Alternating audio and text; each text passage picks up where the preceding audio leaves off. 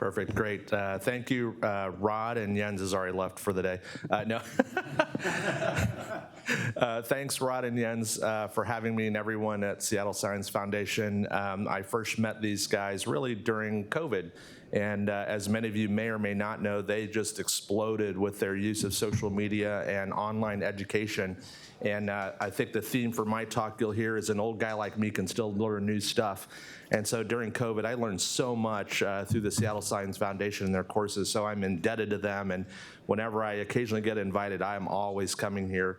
It's an amazing faculty. Last year, I think at another course, I was squeezed in between Luis Pimenta and Juan Uribe, and I gave a talk on robotics, and of course, I got slammed. So Corey, I'm grateful that you put me first in line, because everyone will forget about me once they see the other speakers coming up for the rest of the day. But as Rod said, I wanted to talk about the future of spine surgery, which is the title, but it really is what are we currently doing and able to do in robotic spine surgery. And I'm a little bit embarrassed to be amongst this faculty with guys like Dr. Pham and others and Roland Kent who have an extensive robotic experience as well. But as you'll see, I still learn from them, and I hope you'll take home a few things from me today. So here are some of my disclosures. I'm now at the University of Arizona. I was in private practice for almost 25 years and then went to the dark side late in my career. And so I'm going to talk about the applications of spinal robotics, briefly about the past, the current, the future, and I'm going to use a few illustrative cases, mostly in the degenerative space and in trauma, because there's plenty of deformity surgeons you're going to hear from later today. And the other reason is robotics initially came out and was kind of predominantly used for deformity surgery to make our surgeries more efficient, putting in 20 screws, 30 screws, and more accurate. But you'll see that an old guy like me that's predominantly degenerative and spinal trauma, we can use these same technologies and get the same bang for the buck. So the question is always, well, why do you need a robot, right? And these are the statements that I continue to hear when I go to meetings and have conversations with surgeons. And the most frequent one is always at the bottom, which was, the robot's got to do more than just be a drill guide. You can't ask a hospital or hospital system to pay $1.2, $1.5 million to be able to put in a pedicle screw. And that's a very, very common, logical, and appropriate criticism of robotics back in the day. But I think, and I hope to show you today, that the robot really does more than be an expensive drill guide. And many surgeons have a concern about adopting new technology. I'm already good at what I do. But just take a look at Tesla, and I use that as an example, especially here in the Northwest. 90% of the Tesla is manufactured by a robot. Only 10% of the Tesla has any human being that touches a part or the car.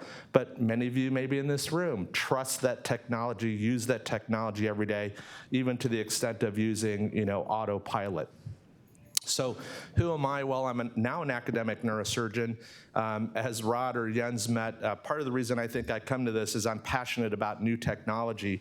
And it's not because it's just new technology. It just happened to happen during my career. So I was an early adopter to MIS and navigation, lateral lumbar fusion, disc arthroplasty, and ultimately spinal robotics.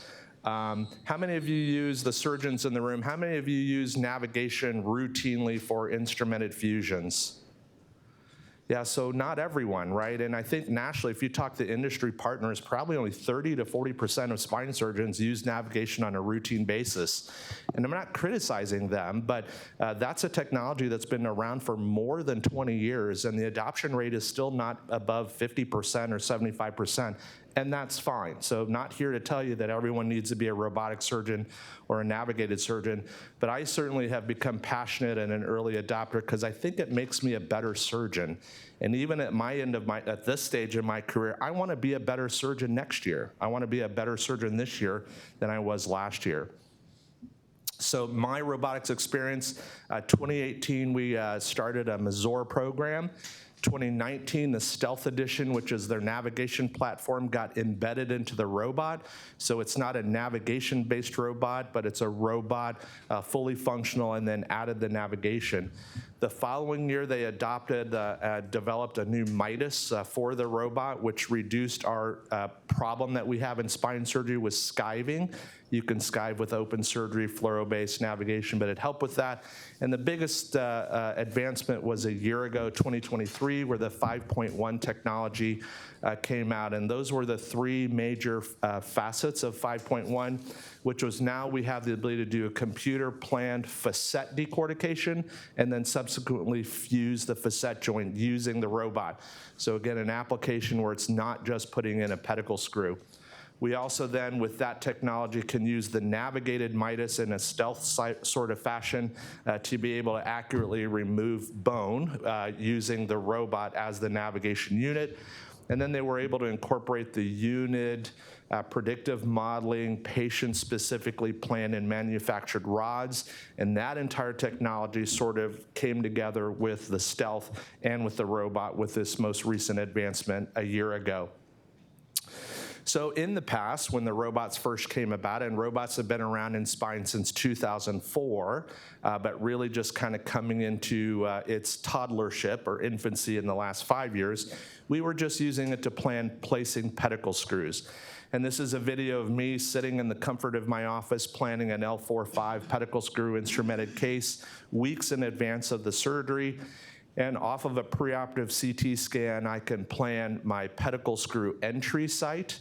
We all know where we're supposed to enter the pedicle screw, but depending on the patient's specific anatomy, you might adjust that. We look at the trajectory, the size, the diameter, and the length, and we can optimize every pedicle screw for each patient. So it's no longer walking in and everything's a 6.5/45 screw or a 6.5/55 screw. In certain indications, you can plan bicortical screw purchase to reduce pseudoarthrosis and failure rates. Let's say in a high-grade spondy, you can very accurately plan bicortical screws rather than just using the feel of your hands to do those screws. But not only can the computer be used to plan pedicle screws, we can then use that technology to plan and look at our inner body cage configuration. We can use that to simulate our local lordosis or disc space height restoration by planning the inner body cage. And that technology and that thinking or that philosophy then leads to how we can use it for other applications such as in deformity. And I, even as an MIS robotic surgeon 5 years ago, said, "Are you kidding me? I need to use a computer to plan my MIS incisions." Now, yes, I use the computer and the robot to plan my MIS incisions.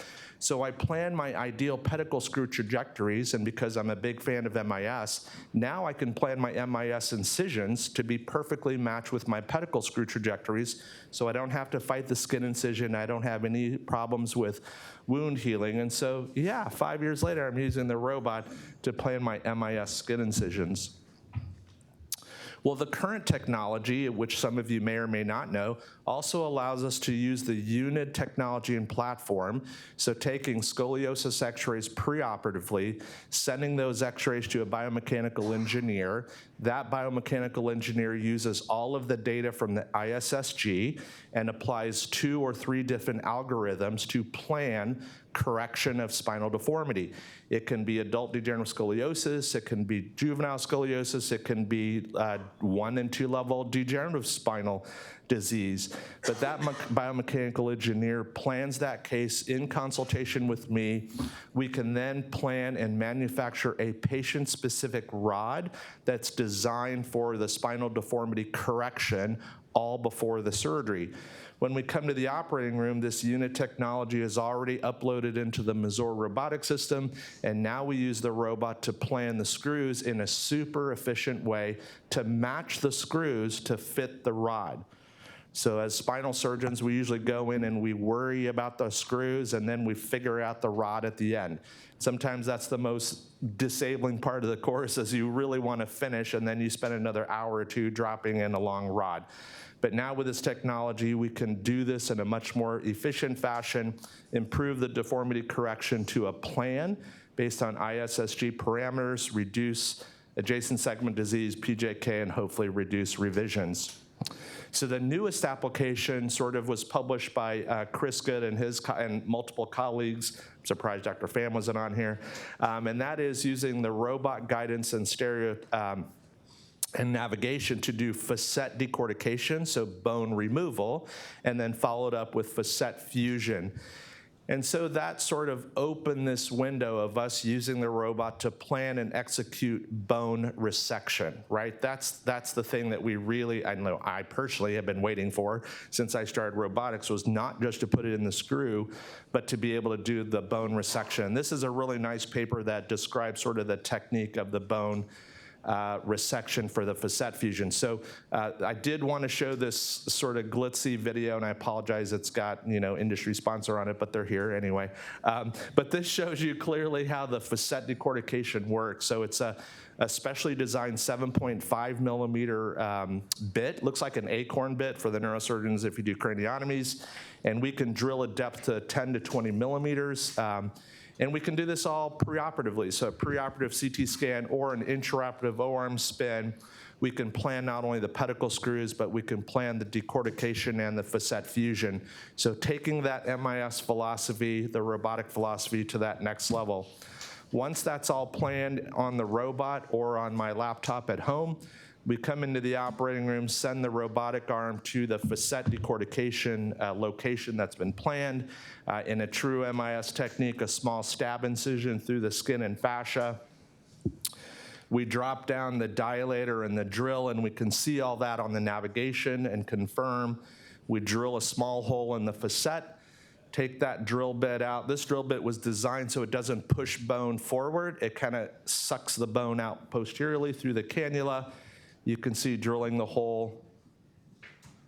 And then once we've drilled the hole, we can then just backfill that hole with bone graft, and in about 10 seconds, load 2 cc's of bone graft and achieve a facet fusion. So now with the idea that we can use robotic guided, navigated, visualized facet bone removal and subsequent fusion, that means we have the ability of maybe using the robot for other applications for bony resection. And here's the part of loading the bone graft into it. Looks like a caulk gun if anyone's done any home improvement lately, like I had to do my bathroom last weekend. Little caulk gun, and it delivers the bone graft right down into the slot.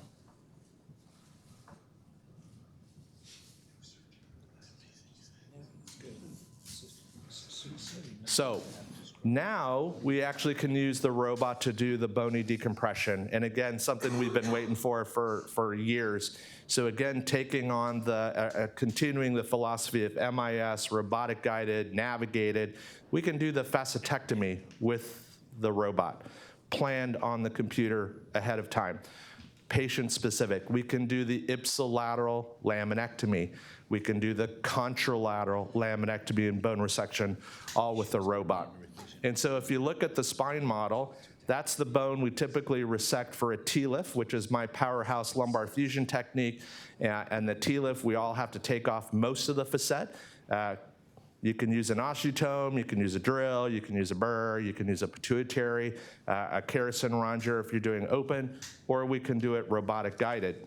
Well, how about the ipsilateral hemilaminectomy to decompress the spinal canal? Can do that with the robot, planned ahead of time, execute with precision, and we can now even do that over the top under the spinous process with the appropriate angulation, the appropriate tools to be able to do a contralateral over the top under the spinous process decompression. So if you look on the axial image, as I do for all my images for decompression instrument fusion, I'm looking at a facet resection, ipsilateral hemilaminectomy over the top, and do the contralateral partial hemilaminectomy to get access to the lateral recess on the opposite side. So my personal observations in doing this, so this is very early. I've probably done about 10 or 20 cases with the robot for doing the decompression. It improves the precision of my bone removal. And why do I say that?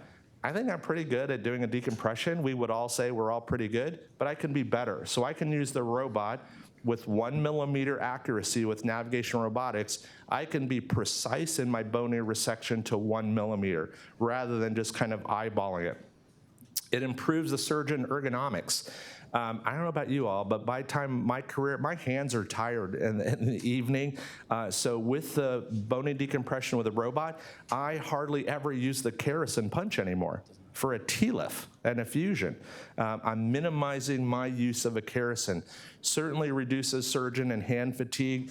We're all expert master spine surgeons with a burr and a drill, but there's always that little skip and always that little skive that can happen with a drill. Zero. Doesn't happen when you use the robot because of the fixed arm. I can watch my residents safely do MIS decompression with the robot. It improves the efficiency of the decompression. Last week, the scrub tech said, Dr. Chua, we're done with the laminectomy and we're ready to do the interbody. Yeah, we're done, because I hardly use the kerrison and I hardly use the burr for the decompression. It was all done with that decortication tool. It reduces the length of surgery. So in only 10 cases, I think that's a learning curve, and I'm still learning, I've already reduced my operative time by 30 to 45 minutes. Not claiming to be super fast or super slow, but my scrub tech and my robot tech kind of time me for different parts of the operation. After I put my tube in my original workflow, it would take me about half an hour to do the decompression. Half an hour to 45 minutes. That's now reduced to 10 minutes, no more than 10 minutes to do the decompression in let's say, a one-level TLIF. It can reduce the complications, including duotomy. We'll see. So far, we have not had any complications with this technique. So what's the current workflow for me? Unit planning for patient-specific rods, Mazor robotic planning for the MIS incisions, now MIS decompression, cage configuration, pedicle screw placement, facet fusion. I love the idea that I can plan my entire operation weeks in advance, and I walk in and I just do it. Like, I'm not even thinking anymore, I just do it. Preoperative planning on the Mazor. You can do that ahead of time or in the operating room while the patient's going to sleep. We mount the robot to the PSIS. We do a registration with 2 shots of fluoro, register all the instruments. The workflow currently, which I've changed, is contralateral screw placement using the robot, ipsilateral drill and tap the holes. Then I change the Midas bit to the acorn bit. I do the contralateral facet decortication. Then I come ipsilaterally with no retractor through the MIS incision, through the skin and fascia, and do the decortication, which is complete facetectomy, ipsilateral laminectomy, contralateral laminectomy. Then I put my tube in the microscope, and it's almost all gone. All the bone for the TLIF is all gone. I complete the microscopic decompression and then finish it with interbody, cage, ipsilateral screws using the navigation, drop the rods. I no longer do a spin because it's so accurate. And then close. So a couple of pictures. This is the case we just did Tuesday, L34 on the right side. I'm sorry, I'm not that great of a scope photographer, but this is what it looks like. So there's a little bit of muscle creep still because there's no bone left to dock the dilators on. So once we get the muscle creep out of the way, we'll show you this, but that's the right L4 pedicle. You can see the midline there. There's the round decortication for the facetectomy. And then once I get the tubular retractor a little deeper and retract the muscle, there's the pedicle. That's the midline. That's the residual lateral shell of the facet joint. That's a little bit left of the lamina underneath the muscle. That's the inferior tip of the superior facet with some muscle that needs to be taken off. And then 1, 2, 3 trajectories to do the laminectomy and facetectomy. So 3 trajectories with that decortication tool. So that ends up being the decompression we all try to achieve, right? On a unilateral TLIF approach and bilateral decompression. I can't decide if that looks like Ohio or Oregon with part of it cut off, but anyway. So if we take that, I haven't moved the tubular retractor, right? So this is that same view, wide bilateral decompression through the tube. Cage has been placed. That's the decompression. So 90% of that decompression in the early 10K series is already done by the drill and just finished it off with the kerrison. So just want to finish it up with a few cases. L4-5 slip, which is the most common surgery I do and see in Arizona. So spinal stenosis, degenerative spondy. Here's the computer plan. So the computer plan for the pedicle screws, but then you see all those green bullets. Those are the trajectories for using the decortication tool. So on the on the slide left, that single decortication spot, that's for the facet fusion. And then I've planned 4 or 5 trajectories to do the bony resection for the TLIF. And you can see it both on the axial, the sagittal, and the AP view. Here's what it looks like on navigation while I'm putting the drill in to achieve all of that decompression. And so every trajectory, you can navigate every single slice and every single pass. And you can see that I've planned this. I initially planned this to leave a 1 millimeter eggshell of bone. Within 3 or 4 cases, I realized it's so accurate, I planned it all the way down through the bone completely down to the ligament flavum. Right, we're there because the ligament flavum is extra thick. So I use that to my advantage and use it for a safety, including going across the midline over the top. And then ultimately, that's what it looks like when the decortication tool goes down. And that's what it looks like once I drop my tubular retractor. All that bone from the bottom of the upper pedicle is gone, and so now I have to be careful because I don't have as many docking spots for my first dilator. There is the decortication tip. That's the entire facetectomy and laminectomy gone predominantly by the robot and the intraoperative post-op x-ray. For a 2-level, we can customize this using unit planning. I know the deformity surgeons in the room will hopefully give us some credit for respecting deformity parameters and degenerative spine pathology. But here's an older patient who has a spondy and stenosis at 4.5, slip at 5.1 with no stenosis. The PIL mismatch on the preoperative x-rays is already good. Want to keep that PIL mismatch. The SVA, however, certainly could be improved. Again, even in a 2-level TLIF, we too can be deformity surgeons. So here's the spinal stenosis and slip at 4.5. I don't have the flexion extension, but a little movement at 5.1. So now I can plan decortication, laminectomy, facetectomy at 4.5 with stenosis, and at 5.1 I just plan the facetectomy. I don't need to do a spinal stenosis surgery at 5.1 and decortication on the opposite side. So the top left is L4.5. There's about 6 or 7 trajectories to do the facetectomy, complete laminectomy, decortication pedicle screws, and on the bottom, just 4 trajectories to do the facetectomy to be able to do the TLIF. And so again, all navigated, computer guided, robotic executed, and that's what the intraoperative x-ray looks like. And then we can even use this application for trauma, and then I'll be finished. This is an L2 burst fracture, neurologically intact. I haven't taken care of a lot of major trauma until I went to the university a couple years ago, but hey, we found some applications for some of this stuff. So unstable L2 burst, neurologically normal. So this is an MIS percutaneous fixation, 2 levels above, 2 levels below. And a lot of MIS surgeons would try to get by with just auto fusion, auto arthrodesis. But now I can decorticate pairs of facet joints, and I can do a fusion in addition to the percutaneous instrumentation using the robot. And those are the intraoperative and postoperative x-rays.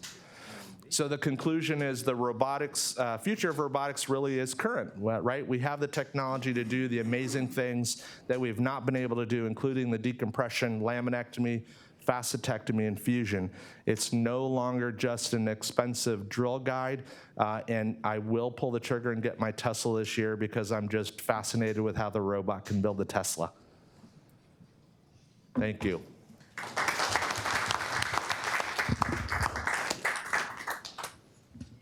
That was terrific, Rich. I think the main thing for me is skin incision, and then the pre-planning is just, it's amazing to me how this has completely changed in the last few years. But I've gone to making a midline incision. Mm-hmm. I mean, we don't have a robot currently, but I don't know what your thoughts are on skin incision and pre-planning and how that affects like what you're gonna do. Yeah, the great thing about the robot and navigation pre-planning is any surgeon can adopt it to your workflow, right? This happens to be my workflow, and in fact, my workflow's changed a number of times over the years. So you can make a small midline incision, and then you can use paraspinal fascial incisions, right? The skin incision is just the skin incision, but you can use paraspinal fascial incisions if you need to, depending on what the technology or the technique is. You can do a smaller midline exposure and do cortical bone screw trajectories to minimize things. So I think the message is use all of these tools to make your surgery better, more efficient, safer in your hands and figuring out your workflow. And that does take some time, for sure. Richard, I have a question. Vincent Harley. Did you see, well, first, congratulations, this is a fantastic application of the Tesla principle to spine surgery. But do you see a time where you're not going to have to scrub anymore? I would love that. I can't wait. I'm so jealous of my urology friends who sit at the robot, take their shoes off, and operate in the corner of the room and do these magnificent big intra-abdominal retroperitoneal surgeries at the robot, and they're not scrubbed. I want to do that. Okay. And I, by the way, I do think that's possible. It is possible because we're already doing it in body cavities. We just have to figure out, the engineers have to figure, the engineers have to figure out how to be able to do that. I would love to be able, I do some global outreach. I would love to be able to do a spine surgery from Tucson, Arizona in Nepal and not have to fly the 30 hours. Yeah, and a second question, so do you think the limit is going to be a revision surgery, just dealing with the scar tissue and the epidural scarring? Or the robot is going to be able to go to dealing with epidural scarring? So I would have said yes originally, but if you look at all of the techniques that we've done, MIS, pedicle screws, navigation, we all used to be concerned about revision surgery because of scar tissue and how difficult it's going to be.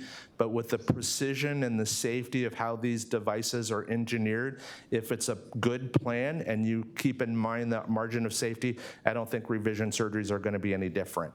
I can tell you when I first started doing tubular retractor surgery 20 years ago, I told myself, I'm never going to do a revision disc. This is not safe.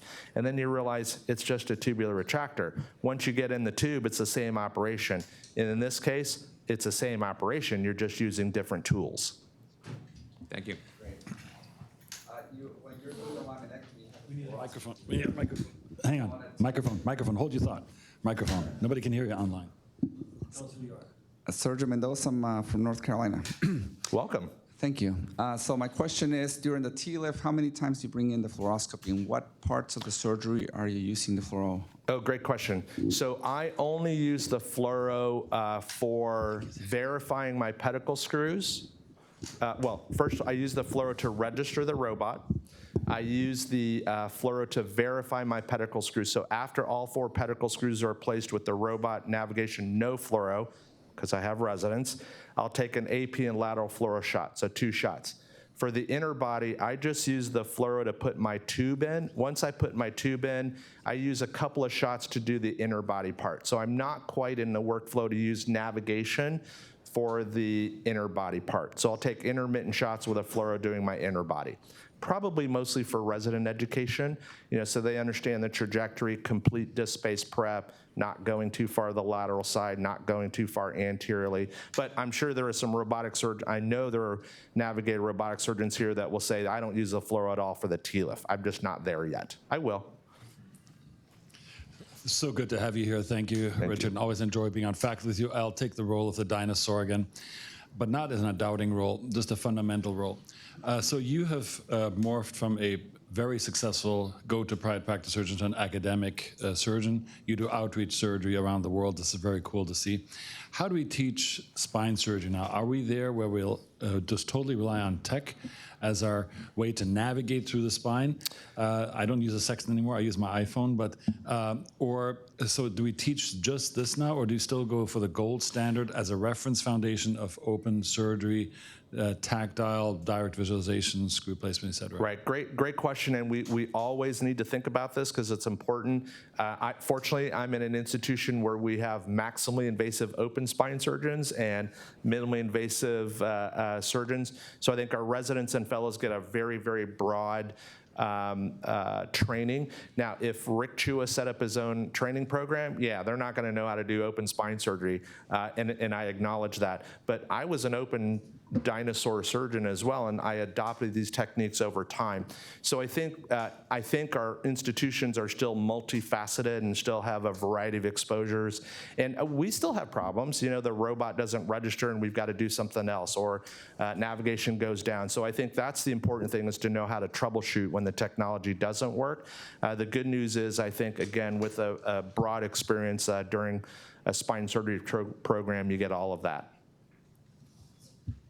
And I will also say that navigation of the robot actually helps me teach the residents to think, all right, put the pointer in there and I want you to tell me where the inferior facet is or the lateral pedicle is, and it makes them think about the anatomy rather than just an exposure and see the anatomy. And I think there's some value in imagining where the anatomy is. And going back to Rod's point, sort of computer planning and execution and knowing where the anatomy is, who uses their GPS almost daily, right, in their car or their phone? Yeah, I can probably get my way back to the hotel tonight without the GPS. I can walk, I can wander, but I can plan the GPS even though it's less than a mile away. I can plan on my trip on the GPS like Uber last night that I did. I can make 3 stops with my GPS. I can go get coffee, I can go get donuts, then I can go to my hotel, and I can plan that all on my GPS on my phone, right? So there's no reason why we can't take that philosophy and strategy into the operating room, in my opinion. Thank you. Thanks so much.